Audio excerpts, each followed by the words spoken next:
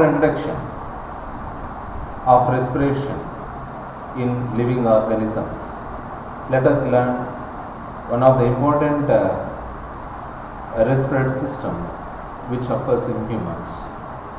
Human respiratory system. Here in the human respiratory system, basically if you see a pair of external nostrils,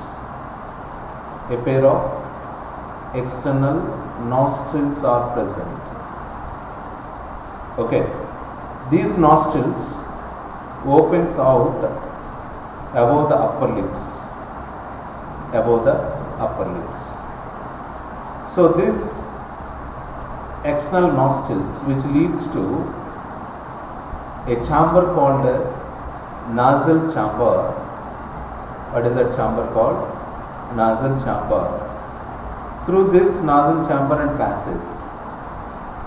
This nasal chamber opens into a specialized structure that is called pharynx. Here a portion, here you can see after the pharynx a portion is present which is a common passage for food and air. The pharynx opens through larynx region, directly into the trachea.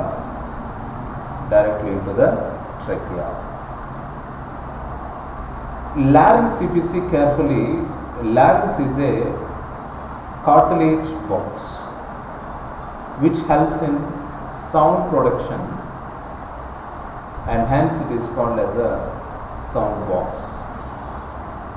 Here you can see here the structure of human respiratory system, mentioning the parts. This one is epiglottis. What is that? Epiglottis. Now you can see here one more structure below the epiglottis. You can see here, this is called as basically the larynx. Now this is a trachea. What is that called? Trachea. Trachea is commonly called windpipe and supported by, you can see, cartilage rings, ring-like structures.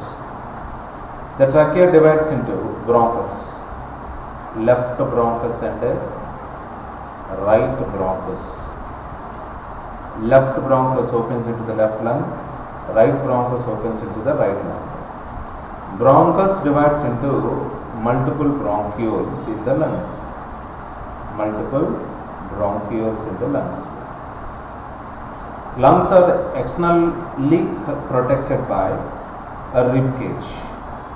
Below the rib cage, around the lungs, you can see pleural membrane. What is that membrane?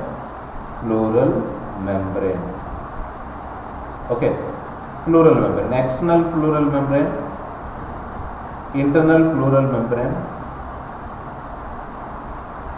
Okay, pleural membrane was divided into external pleural membrane, internal pleural membrane. In between this, a fluid is present that is called pleural fluid. What is that called? Pleural fluid. Below both the lungs, you can see a dome-shaped structure called diaphragm. This diaphragm is made up of special muscles called pharynx muscles. What are they? Pharynx muscles. Okay. Now, after this,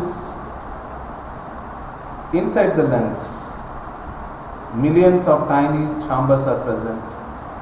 These millions of tiny chambers are called alveoli of the lungs. Then, within these alveoli, exchange of gases in between the external environment and internal environment takes place. Within these alveoli, exchange of gases takes place. During swallowing, what happens, the glottis, epiglottis. Okay.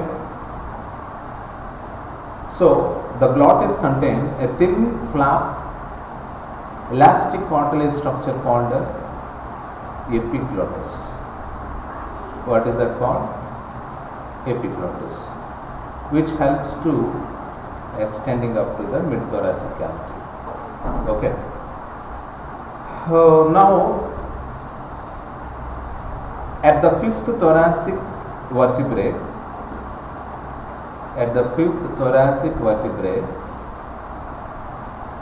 okay, into the right and left primary bronchi,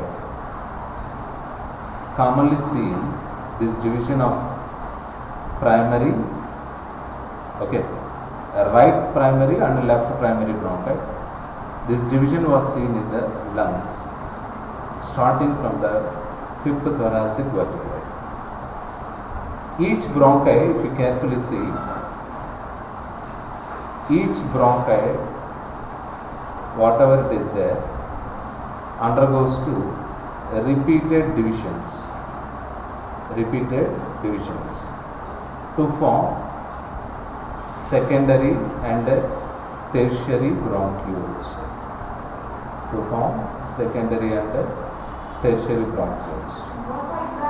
Which ends with the terminal bronchioles.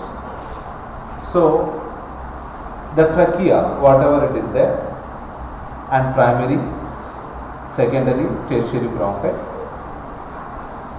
and initial bronchi together constitute or supported by incomplete cartilaginous rings, which are C-shaped structures. Each terminal bronchiole, whatever it is there, it gives rise to a number of irregular and thin walled, vascularized bag-like structures, which are called, as I told you earlier, these are called alveoli. What are they? Alveoli, where the exchange of gases takes place. Here, inside the lungs, the bronchi divides into a network of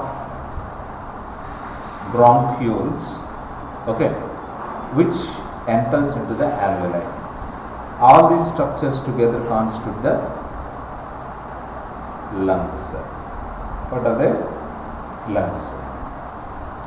We have a pair of lungs, which means two lungs are present at the thoracic region, which are covered by double walled. In the diagram also I have shown to you, is covered by a double walled layer that is called pleural membrane. The pleural membrane divides into external pleural membrane and internal pleural membrane, where in between these two layers a fluid is present called a pleural fluid, which helps to reduce the friction on the lung surface.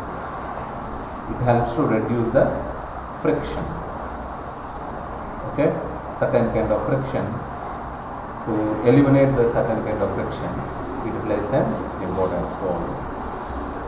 Lining, whereas the inner pleural membrane is likely close contact with the lung surface. Closely contact with the lung surface. Okay na? So this is for the end of the session. We will meet in the next session once again.